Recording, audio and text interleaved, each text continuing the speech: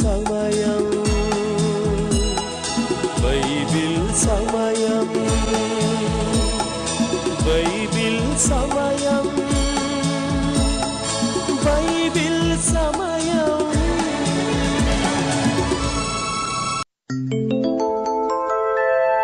ఆదియందు వాక్యముండెను,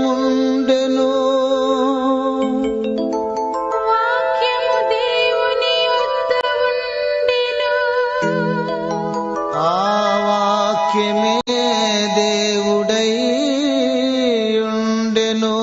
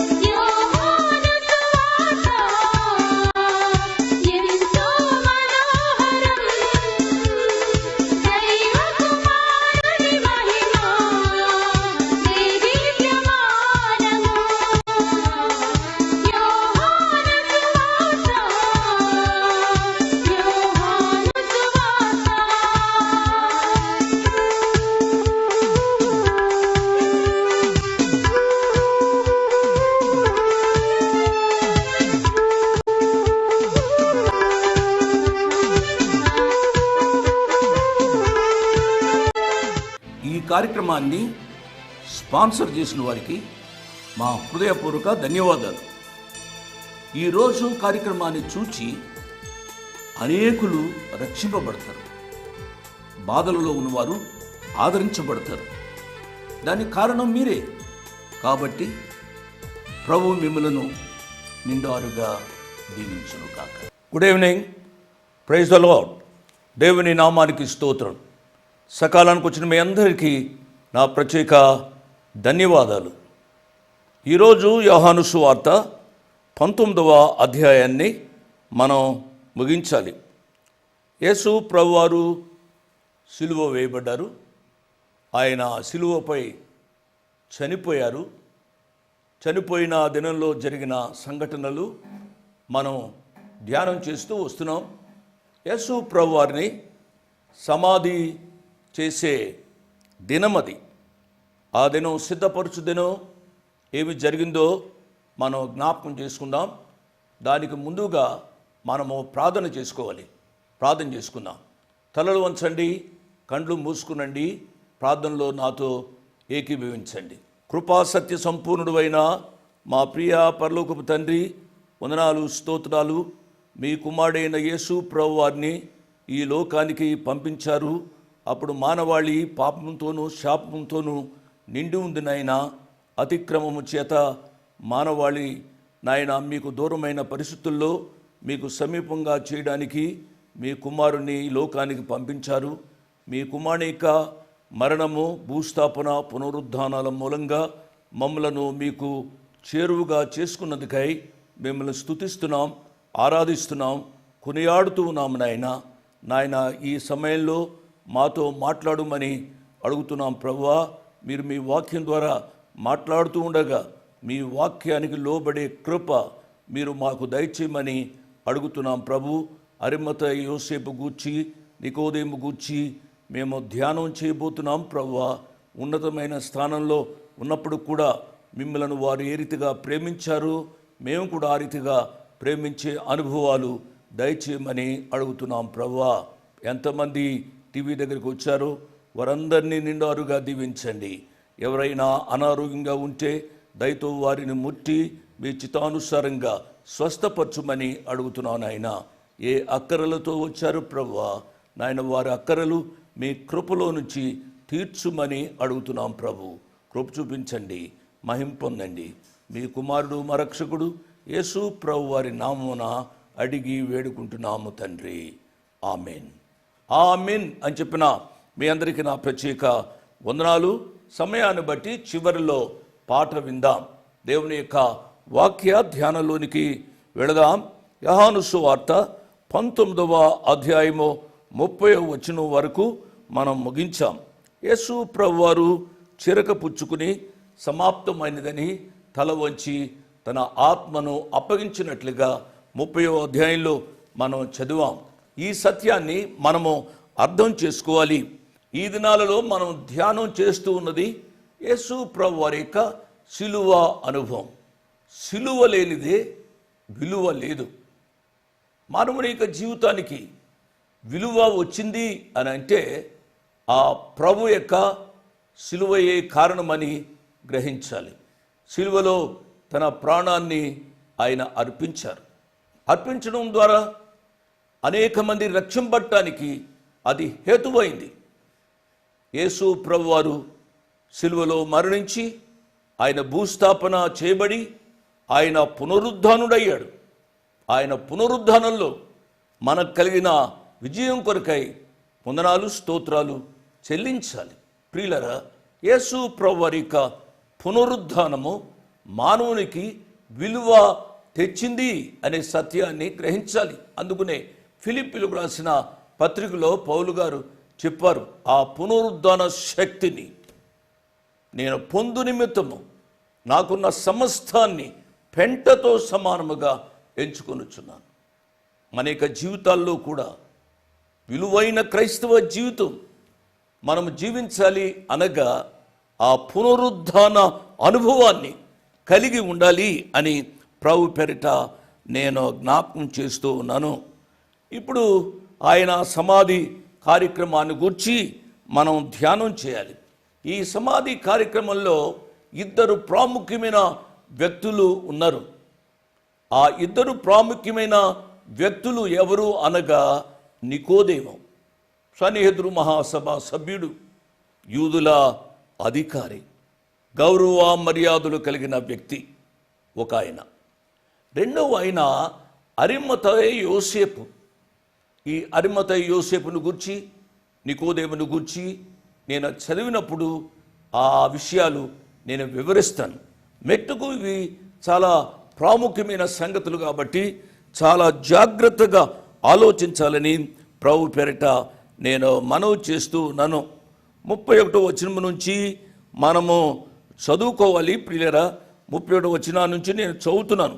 ఆ దినము సిద్ధపరచు దినము, మరుసటి విశ్రాంతి దినము మహాదినము గనుక ఆ దేహములు విశ్రాంతి దినమున సులువు మీద ఉండకుండానట్లు వారి కాళ్ళు విరగగొట్టించి వారిని తీసివేయించుమని యూదులు పిలాతును అడిగిరి.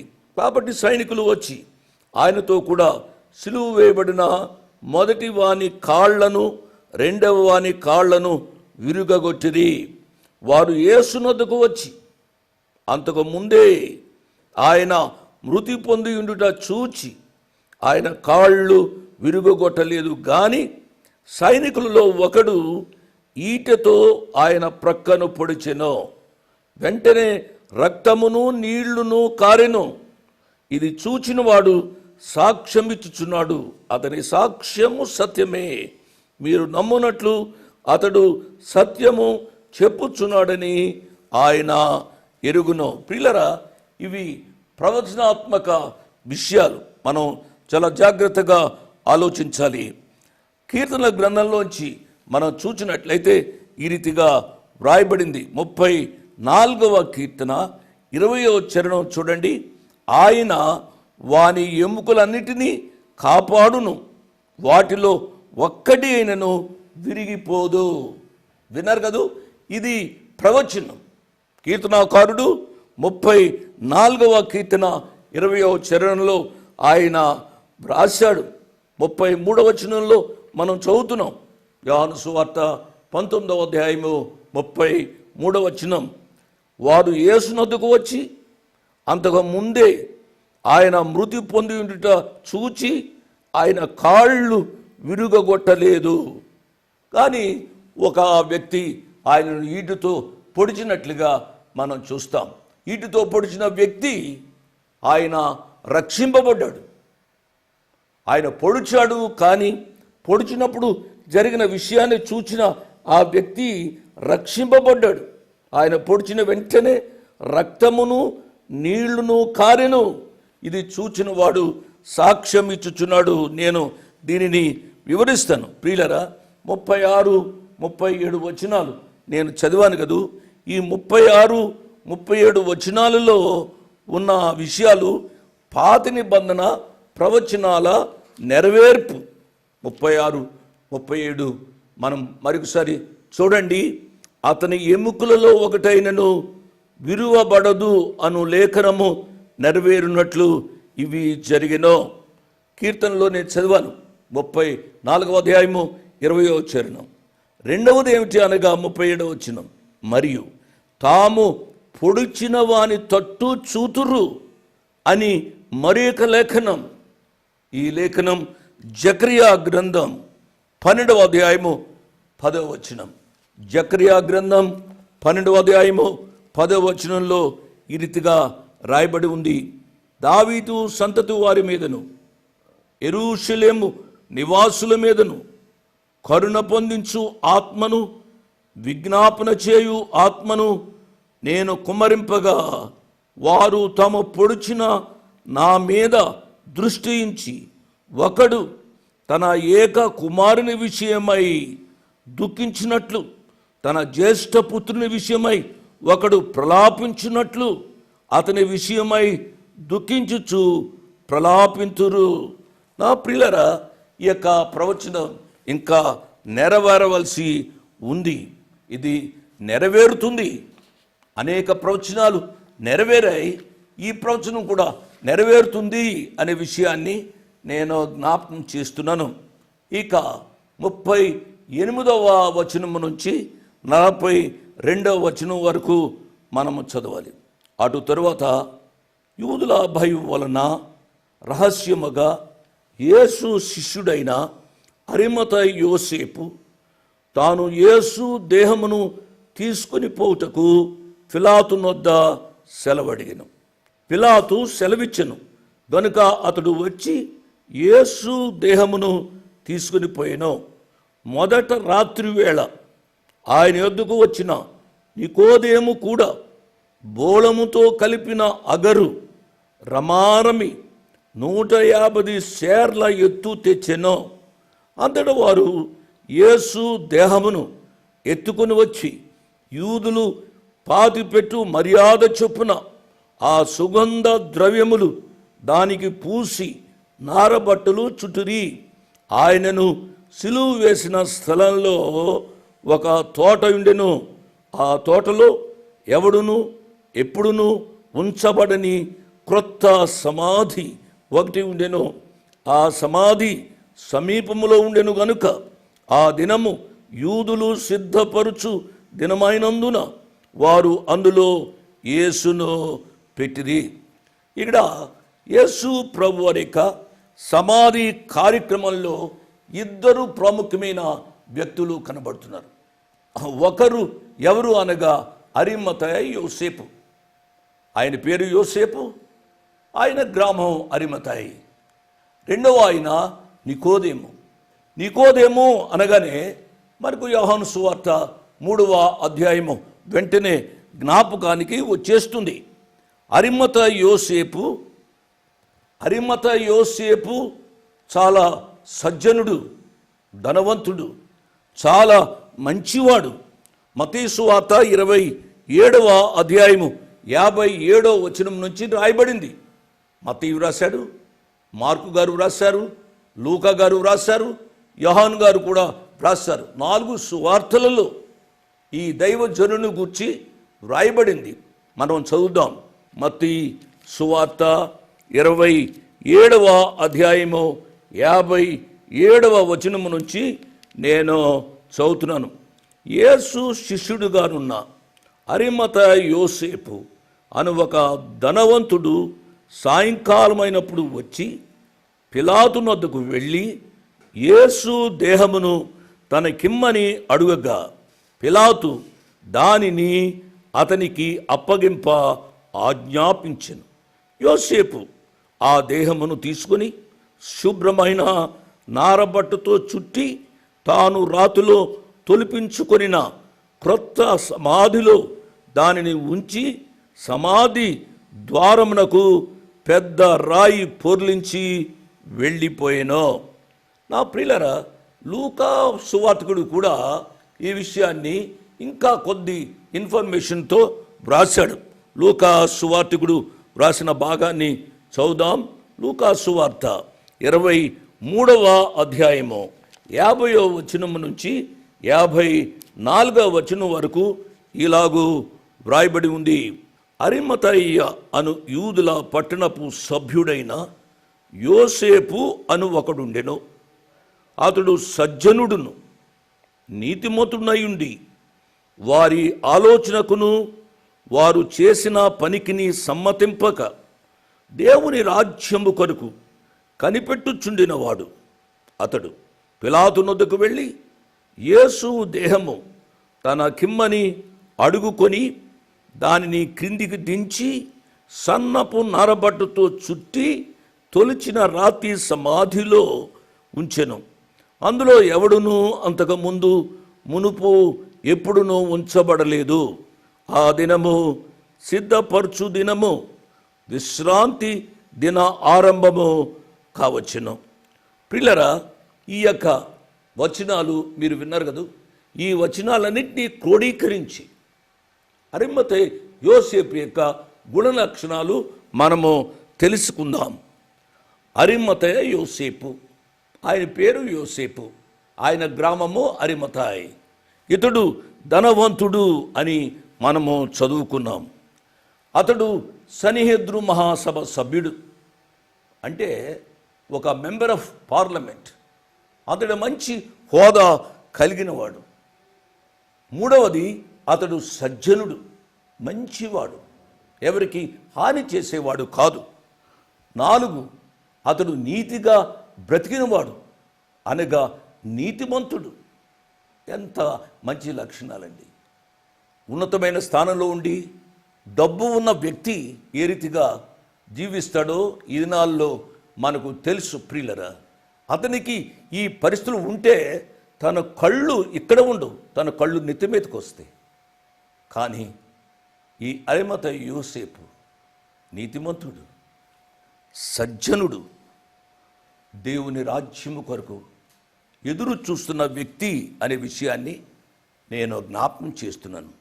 ఇట్టి లక్షణాలు కలిగిన అరిమతయి యోసేపు యేసు ప్రభువారి యొక్క దేహాన్ని తనకిమ్మని అడుగుతున్నాడు.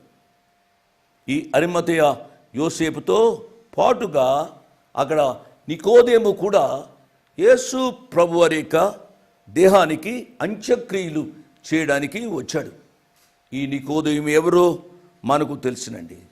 నికోదేము యోహాను సువార్త 3వ అధ్యాయంలో మనం ధ్యానం చేశాం. నికోదేము యేసు ప్రభువారిని రాత్రి జాములు ఎందుకు వచ్చి ఏమేమో ప్రశ్నలు వేశాడు. నూతన జన్మ అంటే ఏమిటి, మారు మనసు అంటే ఏమిటి, ఒకసారి పుట్టిన తరువాత నూతన జన్మ అంటే మరలా తల్లి గర్భంలోనికి వెళ్తాడా, ఈ రీతిగా ఏమేమో ప్రశ్నలు వేసినవాడు. కానీ ప్రియులారా, అట్టి నికోదేము యేసు ప్రభువారిని అంగీకరించాడండి. నికోదేము యేసు ప్రభువారిని అంగీకరించాడు. అరిమతయి యోసేపు యేసు ప్రభువారిని అంగీకరించాడు. ఉన్నతమైన స్థానంలో ఉన్నవారు యేసు ప్రభువారిని అంగీకరించారు. ఈ దినాల్లో వాక్యం వింటున్నా నా ప్రియ బిడ్డలారా, మీరు అంగీకరించారా?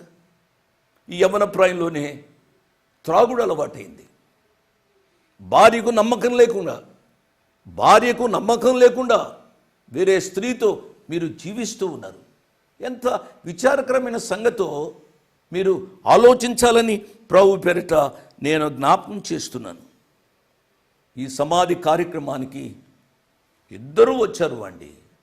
ఆ ఇద్దరు ఈ సమాధి కార్యక్రమం యొక్క బాధ్యతను వాళ్ళు తీసుకున్నారు. అరిమతయి యోసేపు గుచ్చి నేను క్షుణ్ణంగా చెప్పాను. ఈ యొక్క నికోదేము ఏమి చేశాడు అనగా 150 షేర్ల ఎత్తు కలిగిన బోళముతో కలిపిన అగరును తీసుకుని వచ్చాడు. ఆ కాలంలో సమాధి చేసేటప్పుడు బోళముతో కలిపిన అగరు వాళ్ళు వాడేవారు. ఇక్కడ ఒక ఆసక్తిదాయకమైన విషయాన్ని చెప్తున్నాను, జాగ్రత్తగా వింటున్నారు కదూ. 150 షేర్లు ఎత్తు తెచ్చాడు ఈ బోళంతో కలిపిన అగరు అని నేను చెప్పాను కదూ. ఆ కాలంలో ఒక వ్యక్తి ఎంత బరువు ఉంటాడు, ఆ బరువులోని సగం సుగంధ ద్రవ్యాలు పూసేవారట. నికోదేము తెచ్చింది 150 షేర్లు, అనగా 100 పౌండ్లు. ఈ లెక్కను బట్టి యేసు ప్రభు వారి యొక్క బరువు 200 పౌండ్లు. 200 పౌండ్లు అని అంటే 90.1 కేజీల బరువు అన్నమాట. 90.1 కేజీస్ అనగా మంచి దేహదారుఢ్యం కలిగిన వాడు యేసు ప్రభువారు. యేసు ప్రభువారు అందగాడు, అందరిలో అతి శ్రేష్ఠుడు, సుందర వదనుడు. ఆయన యొక్క రూపాన్ని పరమగీతంలో ఆ ప్రియురాలు వర్ణించింది. ఆ ప్రియ ప్రభు యొక్క ముక్కు, ఆ ప్రియ ప్రభు యొక్క కళ్ళు, ఆ ప్రియ ప్రభు యొక్క ఎత్తు, ఆ దేహదారుఢ్యం చూస్తూ ఉంటే చూచేవారికే చాలా మనోహరంగా ఉండేది. అంత అందగాడైన యేసు ప్రభు వారిని ఆ రాణువారు కొట్టారు, ఉమ్ము ఊశారు, ఏమేమో చేశారు, ఆయన తలను పెరికారు. నా ప్రియులారా, ఆ దృశ్యం గూర్చి నాకు చెబుతున్నప్పుడు నా హృదయంలో చాలా బాధగా ఉంటుంది. అంతటి మంచివాడైన యేసు ప్రభు వారు ఎందుకు సిలువకు వెళ్ళవలసి వచ్చింది అనగా, మంచి లేని మన కొరకు, దుర్మార్గులమైన మన కొరకు, మనను సన్మార్గులుగా చేటు కొరకై యేసు ప్రభు వారు సిలువకెక్కి ఆయన మరణించారు అనే విషయాన్ని నేను జ్ఞాపకం చేస్తూ ఉన్నాను.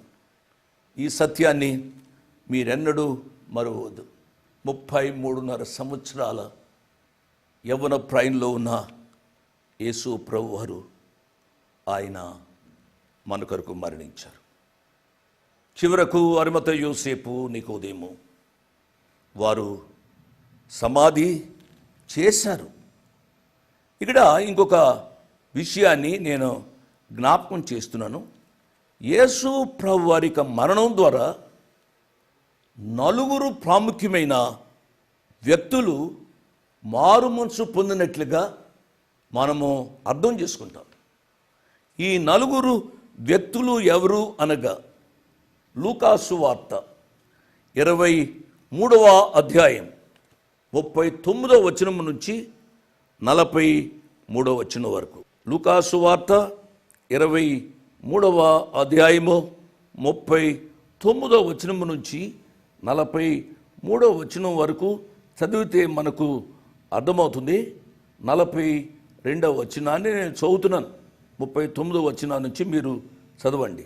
ఆయనను చూచి, యేసు, నీవు నీ రాజ్యములోనికి వచ్చినప్పుడు నన్ను జ్ఞాపకం చేసుకునుము అనెను. అందుకు ఆయన వానితో, నేడు నీవు నాతో కూడా పరదైసులో ఉందువని నిశ్చయముగా నీతో చెప్పుచున్నాను అనెను. దేవుని నామానికి స్తోత్రం. ఆ కుడి ప్రక్కన దొంగ యేసు ప్రభు వారితో పరదైసులోనికి వెళ్ళాడు. ప్రియులరా, రెండవ వ్యక్తి ఎవరు అనగా, రోమా అధికారి. యోహాను సువార్తలో నేను చదివాను అండి. యోహాను సువార్త 19వ అధ్యాయంలో నేను చదివాను. 33వ వచనం. వారు యేసు నద్దకు వచ్చి అంతకుముందే ఆయన మృతి పొందిట చూచి ఆయన కాళ్ళు విరుగొట్టలేదు గాని సైనికులలో ఒకడు ఈటెతో ఆయన ప్రక్కను పొడిచెను. వెంటనే రక్తమును నీళ్లును కారెను. మార్కు సువార్తికుడు ఈ రీతిగా వ్రాశాడు. మార్కు సువార్త 15వ అధ్యాయము 39వ వచనంలో ఈ రీతిగా ఉంది. దయచేసి క్విక్గా చూడండి, టైం లేదు. మార్కు సువార్త 15వ అధ్యాయము 39వ వచనాన్ని చదువుతున్నాను.